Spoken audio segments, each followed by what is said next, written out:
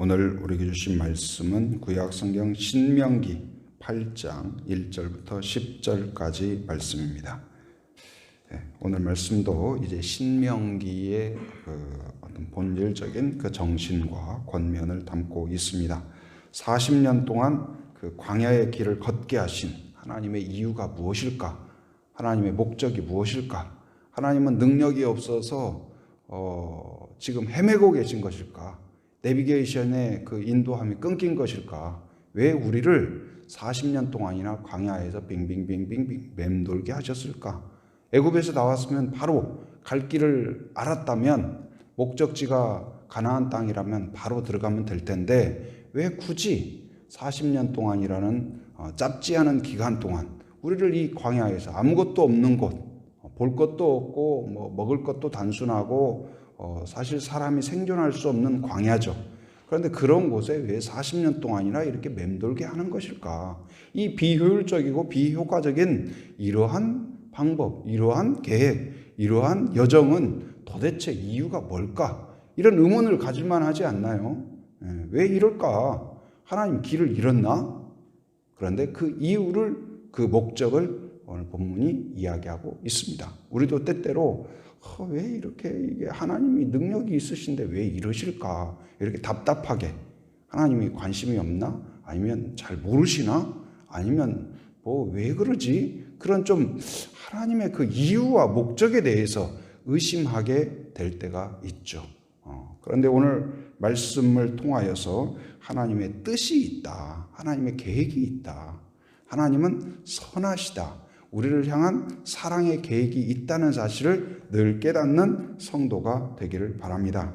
40년 동안 우리를 광야길로 걷게 하신 것은 바로 길을 잃은 것도 아니고 능력이 없어서도 아니고 뭐가 두려워서 멈칫멈칫 하는 것도 아니다. 그것은 하나님의 선한 목적이 있다. 그것을 오늘 말씀에서 가르쳐주고 있습니다. 첫째는 무엇이냐? 그렇게 한 것은 시험을 이기도록 하기 위함이다.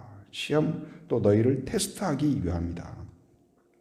자, 2절 말씀 같이 한번 읽어봅니다. 자, 시작. 내 하나님 여호와께서 이 40년 동안 내게 광야 길을 걷게 하신 것을 기억하라. 이는 너를 낮추시며 너를 시험하사 내 마음이 어떠한지 그 명령을 지키는지 지키지 않는지 알게 하려 하심이라.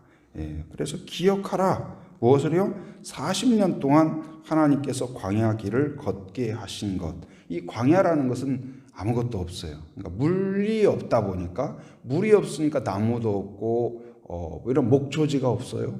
그러다 보니까 동물도 없어요. 동물을 키울 수도 없어요. 그리고 일교차가 심하니까 사람이 생존하기도 어려워요. 그러니까 뭘 하나 제대로 사람이 뭘 행할 수도 없고 사업할 수도 없고 뭐 마을을 지을 수도 없고 정말 아무것도 없는 그런 곳이에요. 그런데 그곳에서 40년 동안 이 이스라엘 민족이 생존할 수 있었던 것은 무엇이냐? 그들의 인구나 그들의 지도력이나 그들의 어떤 서로 협동정신이나 여기에서 생존의 능력이 나온 것이 아니라 이 40년 동안을 기억하라는 말은 무엇일까요? 너희가 4시간도 버티기 어려운, 4일도 버티기 어려운 그 광야에서 40년 동안이나 살아날 수 있었던 것은 절대로 우리의 힘으로 된 것이 아니라는 것을 뼈저리게 느끼지 않았냐? 그때는 누구의 보호의 손길이 있었기 때문에, 하나님의 손길이 있었기 때문에 살았다는 것을 너희가 항상 기억하라. 항상 기억하라. 그곳에서 이 하나님의 이 먹을 것, 너희들이 밭에다 파종해서 먹고 산 거 아니지 않냐. 이 뜨거운 떼약볕을 너희들이 뭐 에어컨 가동해가지고 시원케 한 거 아니지 않냐. 하늘의 구름 기둥으로 햇볕을 가려주어서 너희들이 그 천연 에어컨을 가동해 주신 거예요. 밤에는 어떻습니까? 밤에는 이제 따뜻하게 이 불기둥으로 과거에는 뭐 에어컨 있고 온풍기 있고 따로따로 했지만 요즘은 또 이제 좋아서 에어컨도 되고 또 이 난방기도 되고 우리도 저 뒤에 있는 게 이제 2가지가 기능이 되니까 그 장소 차지도 안 하고 얼마나 좋아요. 근데 옛날에는 뭐 그런 거 생각도 못 했잖아요. 그래서 교회마다 보면은 에어컨 따로 있고 또 뭐 열풍기 따로 있고 하니까 막 그것도 얼마나 규모가 커요. 근데 조그만한 공간을 하는 것도, 그리고 또 저도 기억나요. 교회 뒤에 있는 그 열풍기 같은 거 틀면은 이 설교에 진짜 방해될 정도로 윙 해가지고 그 자리도 뒤에 앉으면은 이게 도무지 설교 소리가 들리는지 저 기계 소리가 들리는지 그냥 윙 해가지고, 그래서 추워도 설교 시간에는 항상 껐어요. 기억나세요? 예, 더워도 에어컨도 그때는 소음이 많아가지고 아무리 더워도 설교 시간에는 이게 끄는 것이 항상 이렇게 습관이었어요. 근데 요즘은 이제 기기가 좋아가지고 뭐 밖에는 소음이 나지만 이 안에서는 거의 소음이 없어요. 그래서 설교 시간에도 더우면 에어컨 켜고 추우면 온풍기 켜고, 그것도 뭐 기계 바꿀 것도 없어요. 한 기계에서 바로 나오잖아요. 근데 이게 원리가 어디서 나오냐? 바로 하나님의 구름기둥 불기둥이 그랬다니까요. 낮에는 구름기둥, 똑같은 것 같은데 밤에는 불기둥. 그러니까 똑같은 것 같은데 기능과 능력이 완전히 달라요. 어떻게 그 추위를 피하게 하고 더위를 피하게 하고 똑같은 것 같은데. 그러니까 이 하나님의 동일한 능력에서 그 기능은 다양하게 나타나요. 그러니까 이 전기를 생각해 봐도 그렇잖아요. 전기. 한전에서 전기가 뭐 똑같은 전기가 오지만 그 전기가 이 방앗간에 가면은 어떻습니까? 기계를 돌려가지고 떡이 나오죠. 벽돌 찍는 공장으로 들어가면 어떻게 돼요? 건축 자재들이 나와요. 그리고 또 이런 그 어떻습니까? 전등으로 들어가면 빛이 나오고. 그러니까 이게 똑같은 능력이 들어가는 것 같은데 다양한 모습으로 필요대로 이 되는 것처럼 하나님께서 지키시고 또한 인도하셨다. 근데 하나님의 그 인도하시는 방법은 아주 독특해요. 너희를 40년 동안 거기에 던져놓은 것 같지만, 버려놓은 것 같지만 하나님이 너희를 떠나지 않았다. 너희와 함께 하셨다. 하나님이 너희와 함께 함으로 너희들이 안전하지 않았느냐. 외부의 공격을 막아주시지 않았느냐. 맹수의 공격으로부터 지켜주시지 않았느냐. 그것을 기억하라. 오늘까지 우리가 살아오는 동안 우리는 항상 기억해야 될 게 있어요.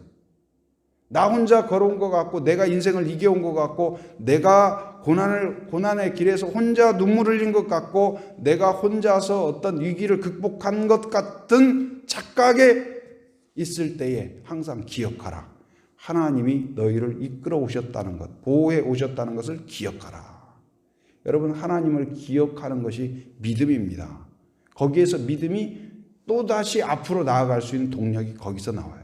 그래서 하나님이 나를 지켜주셨다. 내 믿음을 지켜주셨다. 우리 가정을 지켜주셨다. 나의 인생을 지켜주셨다. 나에게 복을 주셨다. 때때로 내가 이해되지 않는 하나님의 그 모습들. 왜 40년 동안 바로 안 들어가고 우리를 여기에서 멈칫멈칫, 우리는 막 조급함이 있잖아요. 빨리 속히 주여 주시옵소서, 막 그런 마음이 있잖아요. 오늘 기도하고 빨리 이루어주셔야죠. 빨리 주여 지금 빨리 이루어주셔야 됩니다 하면서 우리처럼 막 하나님한테 좀 미국 사람들이나 서양 사람들은 기도하는 것도 우리하고 좀 달라요. 소파에 딱 앉아가지고 진짜 이야기하는 것 같아요. 소파 앞에 있는 하나님한테 이야기하는 것 같아요. 그래서 이렇게 그분들 기도하는 거 보면 조용. 그래서 하나님하고 대화한다는 것이 바로 앞에 앉아가지고 이야기하는 것 같다는 그런 느낌이 들어요. 근데 우리는 어떻습니까? 하나님은 저 천국에 계시고 우리는 여기 있는 것 같이 우리는 막 외쳐야 돼요. 주여 들리십니까? 약간 문화가 좀 다르지 않나 그런 생각이 들어요. 그러나 하나님이 그렇게 멀리 계신 분이 아니에요. 하나님이 멀리서 우리를 지금 저 한빛교회에 누가 지금 기도에 나왔냐 하고 망원경으로 쳐다보는 하나님이 아니라는 사실이에요. 이 자리에 임재하신 줄 믿습니다. 우리를 모르는 거 아니에요. 우리의 삶의 문제를 모르는 거 아니에요. 그런데 때때로 왜 방치해 놓는 것 같은 그런 느낌이 들까? 이유가 있다. 오늘 그 이유를 밝히고 있어요. 2절에서 이 40년 동안 그것을 기억하라. 근데 거기에서 너희를 낮추시며 여러분, 자녀가 잘 되고 높아지기를 원할까요? 낮아지고 이렇게 아무것도 못하는 사람이 되기를 원할까요? 여기서 낮춘다는 것은 무엇이냐? 겸손하게 하는 거예요. 하나님을 알게 하는 거예요. 웃자라지 않게 하는 거예요. 식물도 막 웃자라 버리면은 곡식을 맺지 못해요. 빨리 자라는 게 중요한 게 아니에요. 이 보리밭 아세요? 보리밭. 시골에서 이게 그 농사를 안 짓더라도 어렸을 때 뭐 요즘은 잘 모르겠어요. 근데 과거에는 이제 보리 같은 거 심어 놓으면 그 연초에 이렇게 보리밭을 밟아줬어요. 기억나세요? 보리밭을 밟아줘요. 왜 잘 자라는 거, 쌍난 거, 그거 어린 잎을 왜 밟냐고요? 왜 밟을까요? 누가 밟아요? 주인과 그 가족들이 뭐 아는 사람들이 다 와가지고 일 삼아서 밟아요. 여러분 이게 말이 됩니까? 잘 자라고 막 지금 당겨줘야지. 아니 그걸 왜 밟아요? 왜 밟을까요? 이게 땅이 이제 어는 거예요. 땅이 얼어요. 그럼 얼면 뿌리가 들떠요. 그럼 그대로 두면은 이게 어떻게 되냐? 그냥 말라 죽는 거예요. 그러니까 그걸 밟아가지고 뿌리가 땅에 딱 이게 밀착될 수 있도록 밟아줘요. 그래서 밟아줘야. 그래서 밟다가 때때로는 어때요? 어머니 아버지는 아주 세세하게 다 밟지만 애들은 이 허구한 날 왜 여기를 밟으라고 그래? 그래가지고 때로는 막 쾅쾅 밟아가지고 너무 밟은 경우도 있고 때로는 그냥 빈틈이 생겨가지고 밟지 않은 곳이 있어요. 근데 밟지 않은 곳은 언제 아냐? 나중에 가보면 알아요. 거기는 말라 죽는 거예요. 말라 죽어요. 그러니까 이게 밟는 것과 안 밟는 것, 왜 밟는지를 이유를 뭐 아이들은 모르죠. 근데 그것을 밟아 놓아야 얘가 곡식을 맺을 수가 있어요. 곡식을. 그러니까 우리도 마찬가지예요. 왜 하나님이 나를 누르는 것 같고 나를 억누르는 것 같고 못하게 하는 것 같고 나를 꺾는 것 같고 고통스럽게 하는 것 같고 하나님 정말 나 사랑하는 거 맞습니까? 왜 나를 내 인생을 이렇게 꼬이게 만들고 힘들게 하고 광야에 던져놓고 고통 가운데 던져놓고 이거 말이 됩니까? 이런 때가 있을지 모르겠어요. 그런데 그것은 무엇이냐? 우리를 하나님의 자녀답게 만들어가기 위함이라는 것을 기억하기 바랍니다. 우리를 사랑하기 때문에 열매 맺도록 하기 위해서 겸손한 자, 하나님을 아는 자, 하나님이 주시는 은혜와 복을 느끼고 경험하는 자가 되도록 하기 위하여서 내가 지음받았다. 내가 창조자가 아니고 내 인생은 나의 것이 아니고 하나님이 주신 은혜요 선물이요 사명이 있다는 것을 깨닫도록 하기 위함이라는 것을 기억하는 성도가 되기를 바랍니다. 바로 그 사람이 복 있는 사람이에요. 이 하나님을 아는 사람, 곧 하나님을 아는 존재, 하나님을 경험하는 존재. 우리는 복을 받아서 기쁜 그것보다도요, 복을 하나님이 나에게 주셨다는 것, 이 선물을 누가 주셨는지. 여러분 막 구호품 받고 뭐 누가 그래가지고 막 감격스러운 뭘 받았다, 공짜로 뭘 얻었다, 그래도 기쁜 것도 있지만 여러분 어떻습니까? 어떤 사람이 나를 사랑하기 때문에 선물로 이걸 줬다. 그 사람이 나한테 줬구나. 그걸 깨달을 때 얼마나 감격스럽습니까?